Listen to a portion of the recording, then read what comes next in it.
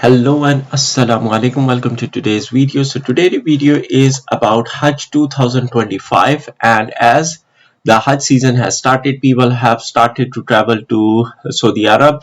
The people on Umrah or on Umrah visa have been banned, so they are no more in Makkah.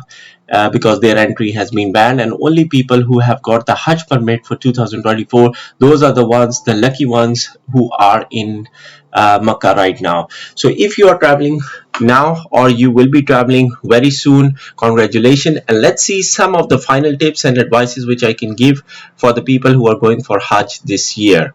So number one, um, over there you will come across some frauds and scams, so just be prepared. It's not very common, to be honest. The crime rate is very low, but still there are some cases that have been reported previously, so just be cautious, little bit cautious, so that you can avoid any inconvenience in the future. So there can be pickpocketers. Normally everywhere where there are crowded people, there are chances. There can be scammers or pretend actors. This is actually more common than anything else you will face over there. What this means is that the people will approach you. They will state they are from Pakistan, India, or Bangladesh, or any such country, and they might in some cases have their families with them as well. It has been reported by many people, and they come to you, they ask for some money or for help or ask for your mobile or something like that. And the advice from the Saudi government is that if you come across any such person, just report it to the police. If they are really the need one, or they have lost their valuables, money or something, they can still go to the authorities and report them, and they will support. They don't need you to give them money in order to make a call or arrangement, anything like that. If they go to the Saudi government or the police, they should able to support them. So that's the thing. If they are the pretend actors or they are scammers, only then they will be approaching you. And this happened with me as well during Hajj. So just if you come across, either ignore them, or if you have time, just report them to a police or tell them, okay, come with me, I'll take you to the authorities. If the language is a barrier, help them with that. The third one is the fake Qurbani. Just make sure that Hadi or Dam which you're going to be giving, or the Qurbani for the Hajj you're going to be doing, you do with the proper authorities rather than any random thing. I have a separate video on my channel where I have discussed the Qurbani, different Qurbani channels, authentic Qurbani channels for the Hajj Qurbani, because the Hajj Qurbani has to be done within the boundaries of the Haram. The next is the theft in hotel room. Again, this happens very less, but it still can happen, so be careful and take care of your belongings. Just a common sense basically, to take care of your belongings, your valuables. Number 5, Mina Camp losses. So again, I did not face any such losses, I did not heard any such losses, but be careful about your valuables. Don't have any valuables openly left anywhere, so that they remain safe.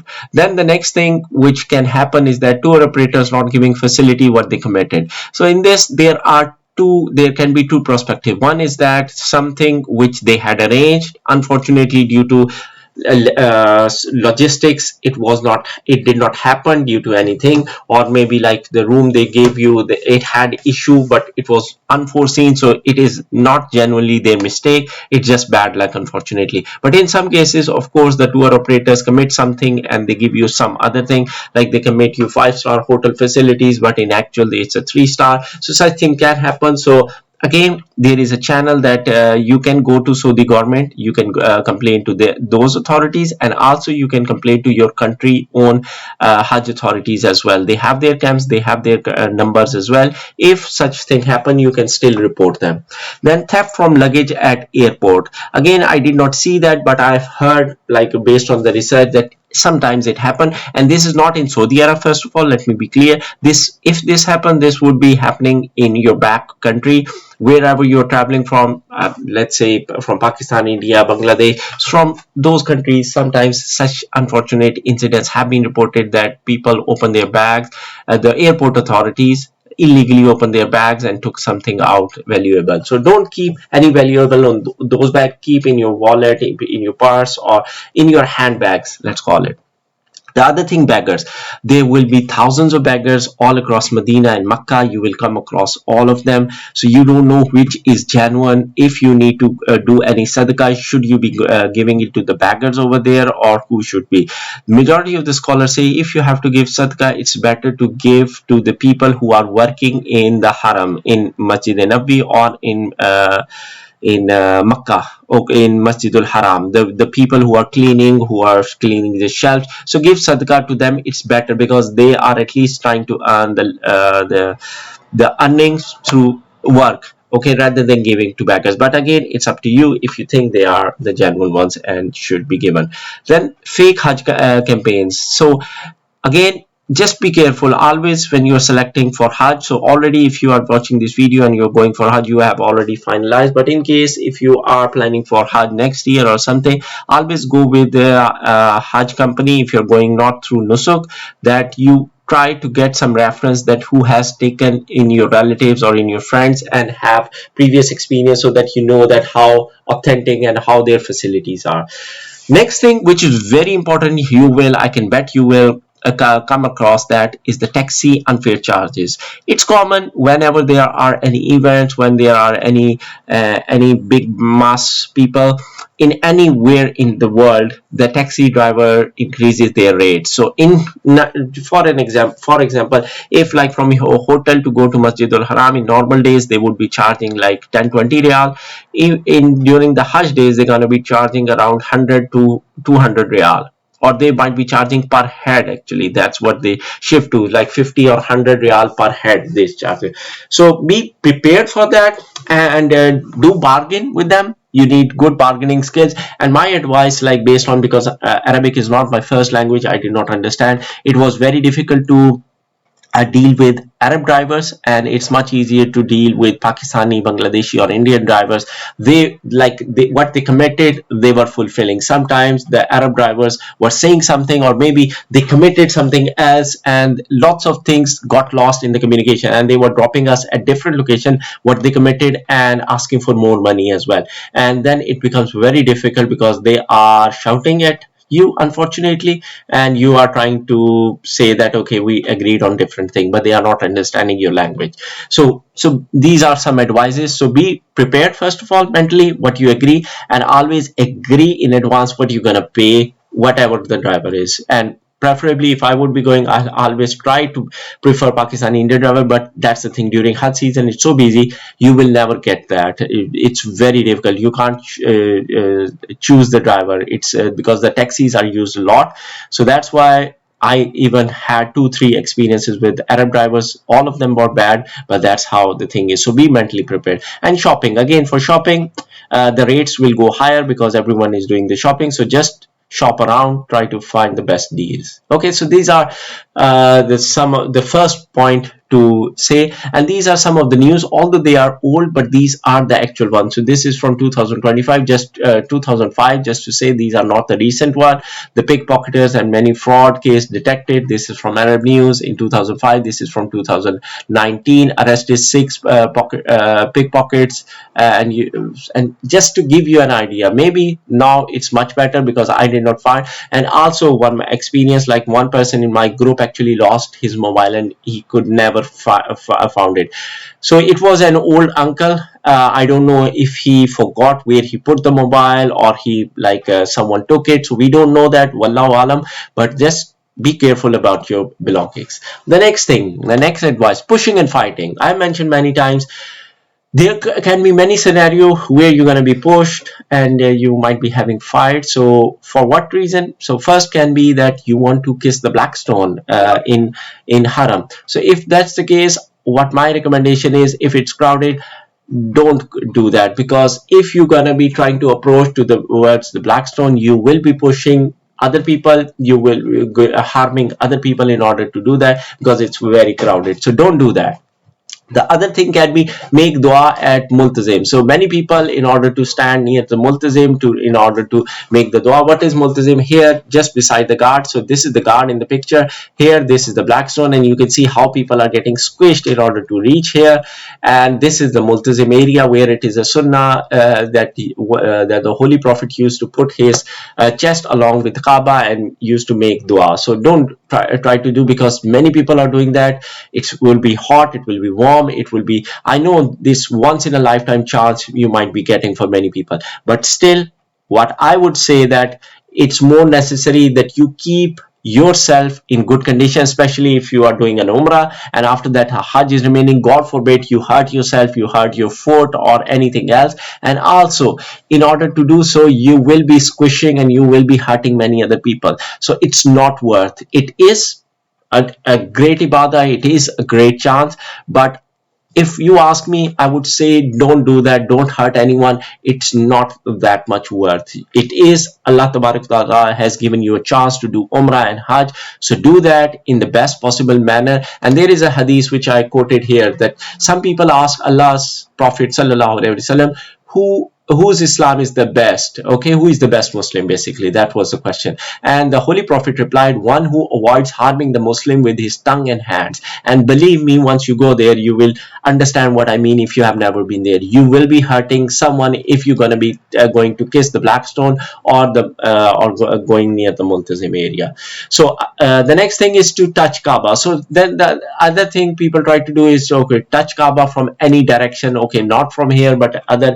Again, if you get the chance, you might get a chance before the Yamni corner. Usually the crowd is less on sometimes, so maybe you will get the chance. So if it is possible, then do it. I got the chance over there, but I didn't get chance to kiss the black stone or Multazim. So if you get, do it, otherwise don't push too hard for that.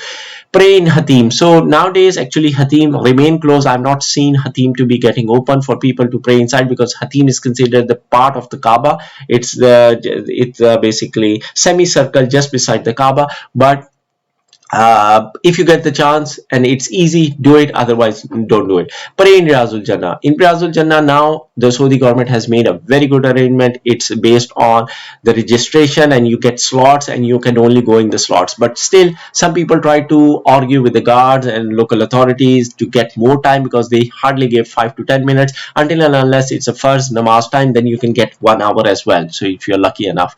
So don't argue with them, just pray your nafal and do dua and go. It is a sacred place. We know that this is considered, Riyazul Jannah is considered part of Jannah in Medina, but is there any extra reward for that? No. So it is a holy place because it is considered a part of Jannah. So just be cautious about the etiquettes. And also the Holy Prophet is near you, just beside you in Riyazul Jannah, so try to keep your voices lower as well. And also the last thing is that some people are pushing when they are going to offer the salam to the Holy Prophet. They are pushing each other, they are hurting you. Actually, this happened with me. An uncle, old person from Bangladesh was behind me, and he was literally punching me. I don't know what he was trying to do, what was his intention, but we all are moving, it's crowded, I can't go ahead, but he was constantly punching me in the back. I stopped him 3 times, but unfortunately, I don't know, that people lose empathy, people lose the common sense in those areas where you should be focusing on ibadah. And also be careful that Allah is watching you, and you should be careful not to hurt the other people by your actions, by your stuff. But this happens, so be careful and also be prepared mentally as well. So just relating to that is the third point, fighting with guards. So what fighting with guards mean? Because the police, as you see, they are standing here in the picture, they are trying to manage the crowd, they are there to do the crowd management. In previous, like decades back, you know, every year there used to be incidents, there would be fire incidents, there would be stampedes, there would be many people killed. So they are trying to do people management. There are around 3 million people in those locations in Makkah at the same time, and they are trying to do, I know that they are sometimes very rude, not just rude, very rude to the people, even if it's not your mistake and it's someone else's mistake, but they are human beings as well. So try to be empathetic, try to go in their shoes, and they are trying to do their best in order to manage the stuff. So don't fight with them. If they are stopping you to go to Mataf or Hatim or to touch the black stone, or trying to manage the crowd in Riyazul Jannah, and if they make a mistake, like they consider that you have been in Riyazul Jannah for a long time and you just came, just try to explain them softly. If they don't, maybe it's the will of Allah, take it as the will of Allah. And similarly, at Rosa Rasul, they don't allow you to stand, and be considerate. So, and other thing is that have a big heart and try to understand this. So also relating to this comes the patience of forgiveness. As I said, you need a lot of patience during Hajj. It's not only that people will be pushing, it's not only that maybe the guards will be misbehaving with you, it is due to the heat as well. The heat makes your mind goes basically not think properly as well. So you might be in an angry mode, and you will see many people angry at each other as well, maybe fighting in Mina Camp for the beds, maybe fighting with each other at the food lines, although you have paid for the best facility, but at the food time or at the washroom time there might be big lines out there. There is whatever the most expensive VIP camp you have taken, you have given the maximum amount, maybe $70,000 package you have taken as compared to a $10,000 package, but still everyone will be doing the same offerings, same things at the same time, at the same place. Everyone needs to do the Rami in the same way. So whether you are VVIP or you are like a government Hajj package, they will be doing the same Rami. They will be going through the same crowd. So here in this picture, maybe one person is a billionaire and one person made all his lifetime earning to come to the Hajj. They will be doing in the similar manner. So there can be things which you don't expect. So have patience, have forgiveness for others, and remember, Hajj is a physical ibadah. I mentioned in many videos, it is more than any spiritual kind of other way. It is more physical. You need the physical endurance, you need the physical power, you need the mental power and forgiveness. So forgive people for pushing you. Facility is not as promised. As I said, many things can go wrong even with your tour operator. If you have complain over there a little bit, but don't make a mess over there. After that, you can go to the authorities and create a case for that one. And also, people won't show you courtesy, they won't show you empathy. Like what I've seen, and I know living in the European culture and living back in Pakistan, that there is a big empathy factor. Here people are much more empathetic in Western countries because the standard of living is high. People give you line, they follow the rules. But over there are people from all across the world. They don't know what it means to stand in the line, first come first serve, to be empathetic about others, not to hurt others. People will push you. So have a big heart and ignore that. Okay, next thing is physically fit. Again, many times I have told you. So now for the people who are going to a Hajj, if you are still have few weeks left, or 1 or 2 weeks left, actually in few weeks we will have the Hajj. Now exactly in a month's time you will be doing the Hajj, alhamdulillah. So be physically fit. Still there is time. Start walking. You're gonna be walking again. Whether you are VVIP, whether you are normal, at least you're gonna be still walking. In my this analysis, around 30 kilometers, because remember, if you have taken a Mina Camp just beside the Jamarat, even then, because they have created it one way, you're going to be entering from one way and you're going to be taking the other way, and you're going to be doing a big like a loop around in order to go back to your camp. So even if your camp is like 200 meters from Jamarat, when you're going to be coming back, you still be going to be walking around 2 kilometers, 3 kilometers in order to go back to your Mina camp. So that is the reason you need to be physically fit. And with the heat over there, you need more endurance, more strong in order for that. So be prepared for that, and still you have time. Start walking.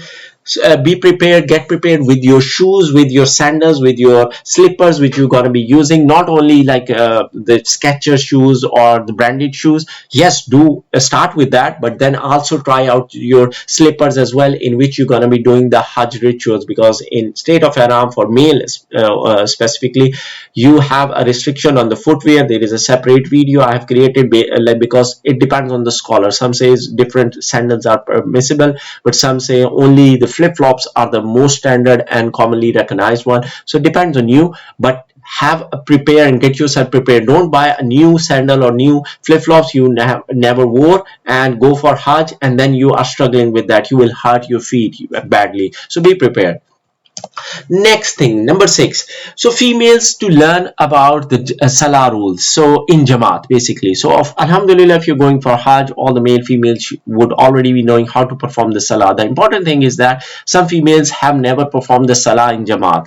It's not a big thing. It's not a big issue, but just to avoid the panic, because once you are in Medina and Makkah, inshallah, you're gonna be offering the namaz in congregation with all the as a Jamaat. And for many females, it might be the first time they're gonna be offering, so they don't know the rules, regulations, that okay, how to do, when you should be reading, when the imam does the tilawa, when the imam does not do the tilawa. Of course you can just look around and you can follow each other, but I think so it's better that you are mentally prepared and you know what you are doing, so that you can focus on your namaz rather than looking around, okay, what other females or other colleagues are doing. So this is specifically for them. And also, if you have been in Western country or somewhere where your kids or yourself have never been to mosque, okay, I hope this never happens, but still there are some people who don't have a mosque nearby and their kids have never seen that. So get your kids get prepared, maybe turn on the channel for live. There is broadcast of Masjidul Haram and the Nabi, and there the namaz is going and they are showing, and you can tell them, okay, this is how the namaz is done in congregation as compared to when you are doing alone. Next thing is how to perform namaz-e-janaza. So if you are in a Muslim country, of course, you would have already performed the namaz-e-janaza many times. And this is now more particular for the kids and also for the females, because many females in Asian culture, they don't offer namaz-e-janaza. They don't go for that one. They stay at home. So they don't know how to perform namaz-e-janaza. And also many females, many males as well, forget about namaz-e-janaza, especially if you're in Western country. You forgot about how to perform it, what is the dua for it, because there are separate dua for an adult and separate dua for a child, a male or female child. So you need to memorize them. If you don't, the scholars say just follow it, but at least have a look at that, how to perform namaz-e-janaza. If you can memorize, well and good. Otherwise, you have the confidence how to perform the namaz-e-janaza, because all the prayers which I performed in Makkah and Medina, every time after the first namaz, there is a namaz-e-janaza. Every time, every single time, not a single time it was missed. So get prepared it, because it will be a compulsory part, I would say. The next thing is picking something from the ground if it fell. So this is like a picture, okay, not the most recent one, but a picture, and you can see how much crowded it is, and it will be very crowded. So when you are doing the tawaf, and if anything falls over here, don't try to pick it up. You won't be able to. If you try to do it, the stampede kind of are coming and people are like circling and they are pushing you and you will fall down. So don't do that. Try to keep your valuables inside. Don't try to take the pictures when you are circling around in crowd. Maybe later on, once you are outside the circle, then yes, you can take it. Otherwise, try to keep your valuables inside, and if anything falls, just leave it. Many people, shoes are there, slippers are there, because if you have clean slippers and shoes, just to remind people, you can go in Khana Kaaba inside. It is a masjid, but if they are clean shoes, clean slippers, you can wear them. It is permissible. Scholars permit that if you have any issue, because you're going to be walking a lot depending on which floor you are. For circling, you're going to be walking a lot, and also in for Sa'i as well, in Safa Marwa. So if you have clean shoes brought specifically for the haram, inside the haram, you can use them. And many people doesn't have this sense, and they are objecting on other people. Although I agree as well, it doesn't seem nice. It seems a bit bad if you're wearing shoes inside that, but it is permissible, so you can wear that. So lots of things you will see. Don't try to pick them out, just leave them there. The next thing is that on 9th Zulhijjah, on the day of Arafat, you're going to be combining the Zuhr and Asr prayer. If you are performing in Masjid Nimra, then if your tent is far away, then it's up to you that people will be doing congregation prayers and there will be a dispute. So please keep in mind, whatever you want to follow, whether you want to combine Zohar and Asr, do that one, pray with those people, or you want to keep Zohar and Asr separate, pray in that manner. So both will be happening. People will be fighting with each other. Just calm down and just do the ibadah. Don't there are different school of thoughts, and that is the reason. So be prepared for this. And the last thing is that equip for hot weather. It will be 40 degree, 50 degrees Celsius. So be prepared for that. There are separate videos on my channel. I've got hundreds of videos about different topics on Hajj and Umrah. You can watch them. But again, the most important thing: water bottle, fan, spray bottle. It is a savior spray bottle, electrolytes or any sugary kind of drinks, and umbrella. So get these essentials, maybe sun cream, like even non-fragrance one you can get. So hope these are the tips. The final advice is, if you're going, please pray for myself, pray for the ummah of Muslims. We need all the prayers. May our your Hajj is accepted, and Allah Tabarak wa Ta'ala gives everyone a chance to do the Hajj. Hope you like the video. If you like, please do subscribe and share. And if you have any comment or any suggestion, let me know. Otherwise, as I said, I have many other videos you can see in the comments, or go to my channel. Thanks for watching. Take care. Allah Hafiz. Till next time. Assalamu alaikum.